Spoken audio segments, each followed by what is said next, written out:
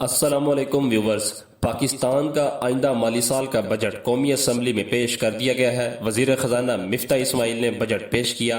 وزیر خزانہ نے اپنی تقریر میں کہا کہ ماہانہ 1,00,000 روپے تنخواہ پر کوئی انکم ٹیکس نہیں ہوگا۔ 1600 سی سی سے بڑی گاڑیوں پر ایڈوانس ٹیکس میں اضافہ کر دیا گیا ہے۔ سرکاری ملازمین کی تنخواہوں میں 15% اضافہ ہوگا۔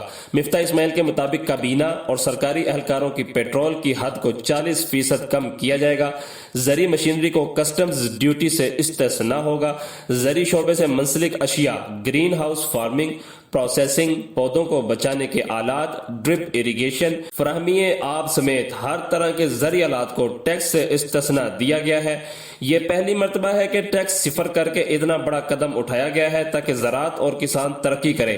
بجٹ میں حکومت نے عدالتوں سے باہر تنازعات اور مقدمات کو طے کرنے کے لیے مقدمات کے تصفیہ کا متبادل نظام شروع کرنے کا پروگرام دے دیا ہے تاکہ مقدمہ بازی پر اٹھنے والے اخراجات اور وقت کو بچانے کے علاوہ حائل دقتوں کو دور کیا جائے۔